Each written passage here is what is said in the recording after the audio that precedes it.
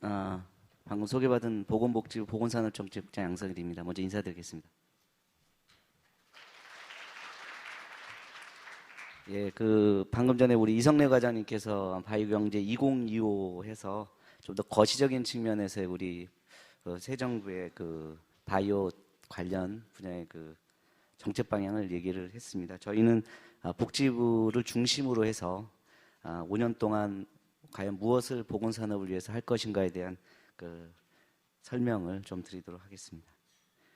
예, 순서는 목차는 보건산업 개혁부터 분야별 추진과제 이 순서고요.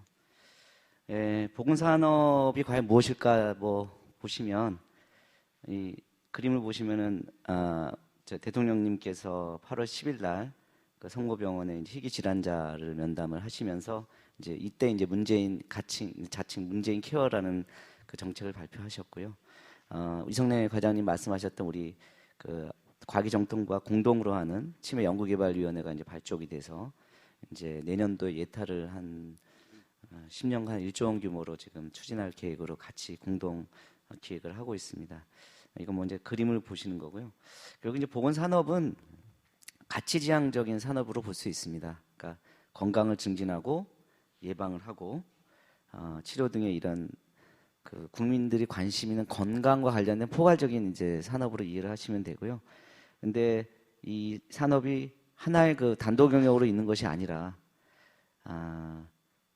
바이오 제약 분야의 의약품, 또 의료기기와 관련된 또 의료기기 산업과 또 실제적인 서비스를 어떻게 주냐에 대한 헬스케어 서비스까지 융합이 돼서 결국은 환자나 또는 건강한 분들의 어떤 예방까지 같이 가는 그런 산업으로 이해를 하시면 되겠습니다. 예, 그래서 특징은 건강과 생명 관련 산업이고 높은 부가가치를 갖고 있습니다. 예를 들어서 길리어드사 같은 경우에는 삼성전자와 영업이익에 있어서는 같은 수준으로, 그러니까 매출액은 작지만 굉장히 높은 순이익을 갖고 있고요. 말씀드린 우리 이성래 과장 말씀하셨듯이 보건업 고용 유발 개수도 굉장히 높습니다. 그리고 보건산업은 굉장히 병원이나 이런 어떤 의료계의 현장과 밀접한 관계가 있습니다. 결국 연구개발과 시장 진입을 위해서는 의료 현장의 니드를 충족을 시키지 않으면 결국은 시장을 진입을 할 수 없는 구조가 있고요. 또 하나는 진입을 하더라도 결국은 건강과 관련이 되기 때문에 국민의 생명과 관련되기 때문에 허가라든지 평가 또 실제적으로 가격 구조는 건강보험에서 결정이 되는 그런 특징을 가지고 있습니다. 보건산업 시장 규모는 간략하게 말씀드리면 굉장히 커나갈 것이다. 그 다음에 타 산업에 비해서 보건산업의 연평균 수준이 높다. 그 다음에 국가별 경쟁은 굉장히 가속화돼서 각 나라들이 각각의 아주 장기적인 계획을 세우고 있다는 점을 말씀드리고요. 국내 보건산업 시장 규모는 현재 2015년 기준으로 1.5% 수준입니다. 굉장히 낮은 수준이고요. 그렇지만 전체적으로 보건산업이 확장세에 있습니다. 16년에 보건산업 수출이 처음으로 100억 달러를 돌파했고요. 17년에도 성장세가 지속될 것으로 예측이 되고 있습니다. 4차 산업혁명은 간략하게 말씀드리면 융합이다. 디지털 기술이 바이오 산업과 물리학 등의 경계를 허무는 그런 융합 기술이 혁명이고 보건의료의 레드바이오와 식품 쪽의 그린바이오와 화이트바이오가 결국 융합이 되는 그런 융합바이오적 성격을 갖고 있습니다. 4차 산업혁명의 기술 분야에 크게 보통 저희가 전망할 때 6개 분야로 전망을 합니다. 그래서 빅데이터부터 3D 프린트까지 한 6개 정도의 혁신 기술들이 앞으로 크게 성장할 것이다라고 예측을 하고 있고요. 그 다음에 그런 변화의 물결에서 국민들은 점점점 사회 문제 해결에 굉장히 관심을 갖고 있습니다. 특히 우리나라의 고령화가 굉장히 높은 수준으로 고령화 속도가 높고요. 그렇기 때문에 또 만성 질환이 굉장히 증가하고 있습니다. 또 전 세계가 글로벌화되면서 굉장히 다양한 감염병이 유입되면서 신종 감염병 위협이 되고 있습니다. 그리고 국민들도 앞서 발표에서 보셨듯이 굉장히 건강에 대한 관심이 높습니다. 그래서 현 정부는 크게 한 6개 정도의 큰 방향성을 갖고서 보건산업을 하고 있습니다. 그래서 일단은 그 산업화 시대의 R&D 투자를 좀 더 벗어나서 사람과 국민이 중심이 되는 그런 보건의료 R&D를 하자는 차원에서 의료비 부담 경감부터 생활습관병을 완화시키거나 퇴치하는 그런 어떤 R&D를 집중하자는 그런 큰 전략을 갖고 있습니다. 우리나라의 강점은 잘 아시지만 이제 데이터가 굉장히 많습니다. EMR 보급률은 세계 1위고요. 건강보험부터 건강보험의 다양한 건강보험의 건강보험공단이라든지 건강보험 심사평가 중심으로 국민들의 건강보험 정보가 축적이 되어 있습니다. 또한 인체자원은행이라든지 각각의 병원의 진료 정보라든지 여러 가지 그 연구 자료가 굉장히 많은 그런 축적이 되어 있고요. 굉장히 우수한 인재들이 이 분야에 모여 있습니다. 굉장히 아주 강점이 있는데요. 또 ICT 기술은 뭐 세계 거의 1위이고요. 발전 지수도 세계 1위고 또한 여러 가지 그 임상시험 규모만을 봐더라도 굉장히 임상시험이 이제 그 보건산업의 가장 중요한 하나의 요소인데 임상시험 규모도 서울이 세계 2위일 정도로 굉장히 우수한 임상 수준을 갖고 있습니다. 또한 그 해외 환자도 많이 들어오고 있고요. 그렇지만 우리나라 아까 말씀드린 1.5% 세계 시장의 1.5%를 갖고 있는 한계는 뭐냐면 보건의료 R&D 분야의 굉장히 투자가 작다는 것입니다. 전체적으로 바이오 경제에서 보셨던 그런 바이오, 레드, 그린, 화이트 바이오의 규모는 이거와는 좀 다릅니다. 그렇지만 보건의료와 관련된 보건산업의 R&D 규모는 우리나라가 한 8% 정도 되고요. 그러면 이제 그 전체적으로 이제 미국이나 영국의 3분의 1 수준이 되고 다시 보통 보건산업과 관련된 R&D는 복지부와 과기정통부와 이제 산업부가 같이 R&D를 투자를 하는데 거기에 다시 3분의 1입니다. 전체적으로는 한 2.7% 수준에 불과하기 때문에 사실적으로 R&D가 굉장히 작다는 거가 있고요. 또 하나는 그 큰 기업들이 없습니다. 그래서 선진국 대비해서 굉장히 기업들이 규모가 작습니다. 보건산업 관련된 그 매출이 1조 원이 되는 그룹들은 의약품이 한 2개 정도 있고 화장품 쪽이 2개 정도 있습니다. 굉장히 작은 규모고요. 또 하나는 이제 식약처와 복지부를 중심으로 한 여러 가지 그 규제에 있어서 아직까지는 좀 미흡한 점이 있습니다. 그래서 이제 정밀의료 실현을 위한 유전체 등의 어떤 공유 체계에 대한 어떤 규제라든지 빅데이터 관련 규제라든지 또 기술 발전과 의료 윤리의 문제라든지 또 인공지능의 활용을 위한 여러 가지 시장 진입 기준의 문제, 제도적 규제가 여전히 있다는 점이 한계로 갖고 있습니다. 추진 방향을 말씀드리면 이건 국정 과제입니다. 그래서 국정 과제는 이제 제약바이오 의료기기 산업 육성 추진이라는 과제가 명시되어 있고 일자리를 굉장히 중요시하기 때문에 일자리 중심의 과제에도 현재 보건산업 분야가 있다는 점 말씀드립니다. 그래서 큰 흐름으로 현재 저희는 제약바이오 의료기기 산업을 미래 신산업으로 집중 육성하기 위해서 4가지 추진 분야를 갖고 있습니다. 전통적인 제약 의료기 화장품을 육성하고 미래 융합기술, 또 혁신 생태계 조성, 또 한의학 등 해외 진출까지 해서 이런 분야를 위해서 인프라를 R&D를 강화시키고 규제 개선과 인력 양성 등을 위한 큰 방향성을 갖고 있습니다. 분야별 추진 과제를 말씀드리면 제약 산업은 어떤 그 세계 제약 시장이 보면 연평균 6.2% 성장을 하고요. 현재 이제 인도, 중국, 브라질 등이 굉장히 약진을 하고 있습니다. 우리나라 국내 제약 시장 규모는 약 19조 원이고 세계 시장의 1.5%, 세계 13위 규모입니다. 현재까지 국산 신약이 29개 품목이 개발되어 있습니다. 근데 보시면 99년부터 14년까지 저희가 한 21개 정도의 신약이 개발되어 있습니다. 근데 3년 동안 15년부터 8개가 국산 신약이 개발됨으로 인해서 좀 더 빠른 속도의 신약 개발이 증가하고 있다는 점을 볼 수 있고요.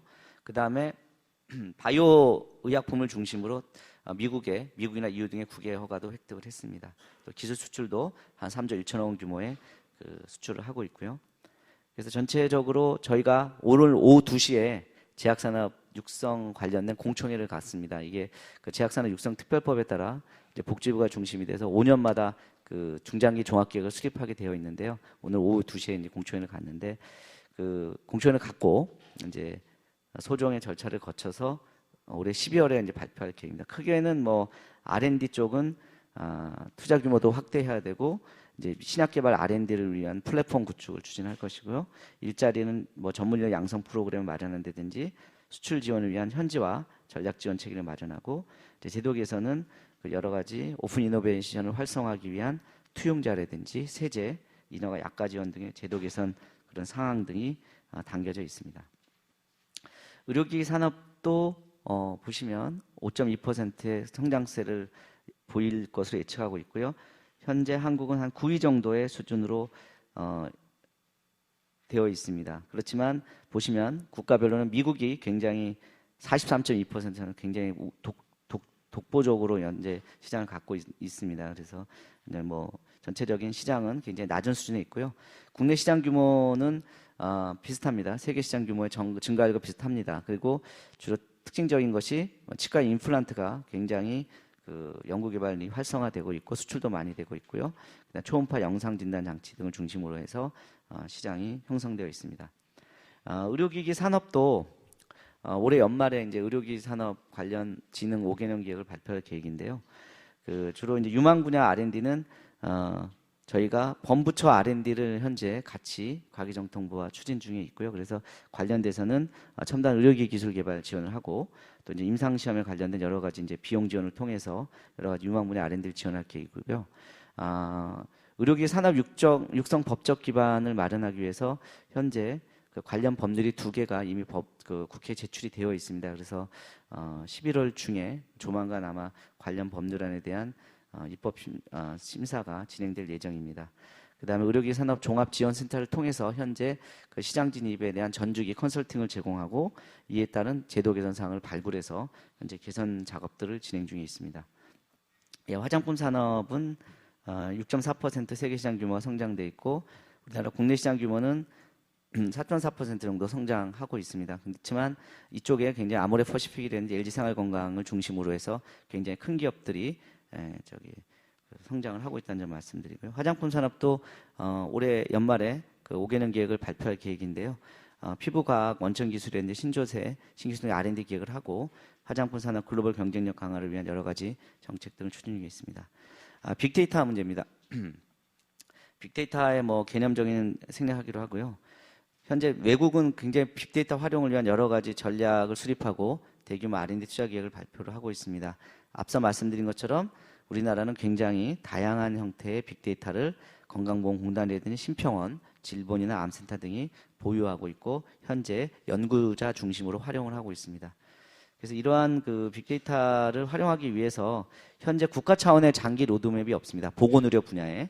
그래서 이제 보건의료 그렇기 때문에 국민에게 다가가는 활용 서비스가 현재 부족하고 또 기관별로는 현재 연계가 되어 있지 않기 때문에 이런 기관별로 산재된 데이터 연계 체계가 굉장히 미흡합니다. 또 인력도 부족하고요. 그래서 저희가 올해 8월까지 빅데이터 추진단을 운영해서 대체적인 전략은 현재 마련되어 있고 관계부처 및 현재 그 여러 가지 단체들과 의견 수렴 중에 있습니다. 그 다음에 이제 정밀의료는 이제 줄기세포 관련돼서 유전체 정보, 의료, 임상정보, 생활습관 정보를 통합 분석한 개인별 최적의 맞춤형 의료 서비스를 제공하는 건데요. 우리 이상헌 교수님께서도 말씀하셨습니다. 그래서 전체적으로 글로벌 시장 규모도 굉장히 늘어날 것이고요. 외국도 그 정밀의료에 대한 투자 계획들을 만들고 활성화시키고 있습니다. 그래서 이것은 뭐 앞서 말씀드린 대로 정밀의료 암진단 치료법을 개발하고 병원 정보 시스템을 개발하고 정밀의료 코어트를 구축 개발하는 사업들을 21년까지 해서 전체적인 플랫폼을 만들고 연구자들한테 개방을 통해서 정밀의료 분야의 연구를 활성화시킬 계획이 있습니다.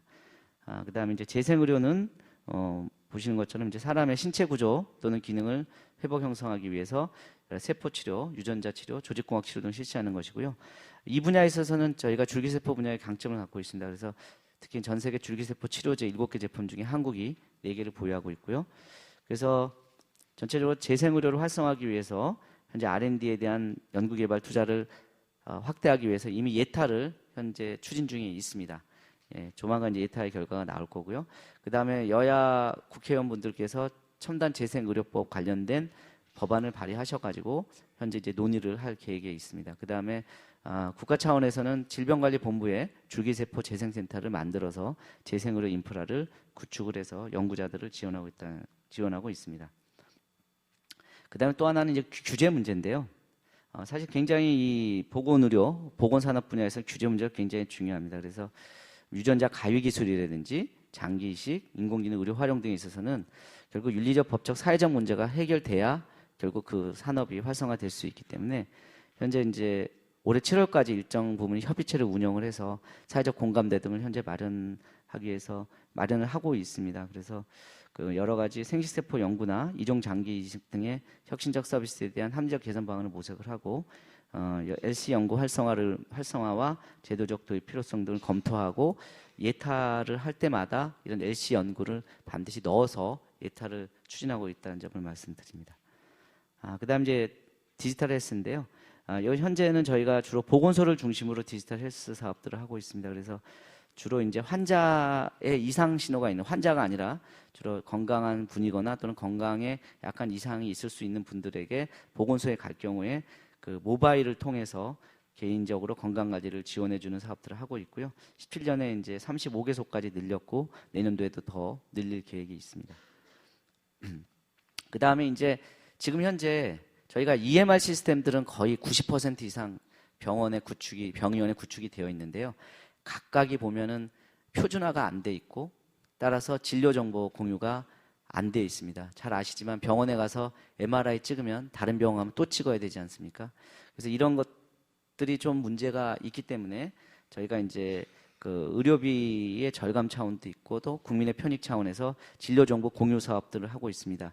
2010년 12월에 의료법이 개정이 돼서 진료 정보 교류의 법적 근거를 명확하게 했고요. 그다음 보건의료 용어 표준 고시라든지 이런 제정 작업들을 하고 있습니다. 2016년에 한 6개소까지 시범 사업 지역을 확대를 해가지고 전체적으로 좀 확장을 시키고 있고요. 올해는 이런 하위 법령을 정비하고 있고 또 표준 고시를 확대하고 올해는 한 1000개 기관까지 확대를 하고 있습니다. 내년도에는 한 2개 거점을 더 늘려서 좀 더 확대를 할 계획이고 소망스럽게는 한 2, 3년 내에 전체적으로 전국에서 일단 확산을 하면서 자발적으로 의료기관이 참여하는 시스템을 갖춰서 빠르게 확산을 시킬 계획이 있습니다. 그 다음에 이제 보건산업 창업 활성화는 뭐 중소벤처 창업부도 있고 우리 과기정통부도 하고 있습니다만 저희가 이제 연구 중심 병원이 있고 첨단의료 복합단지가 있습니다. 그래서 이런 것들의 연구 성과를 유기적으로 잘 연계할 수 있는 보건산업 혁신창업지원센터를 18년부터 구축 운영해서 혁신적 아이디어와 의료 현장 수요 기반을 창업을 촉진할 계획이 있고요. 올해 뭐 연말 정도 아니면 내년 초에 저희가 초기 창업 지원 펀드를 조성을 해서 작은 규모지만 실시를 할 계획이 있습니다.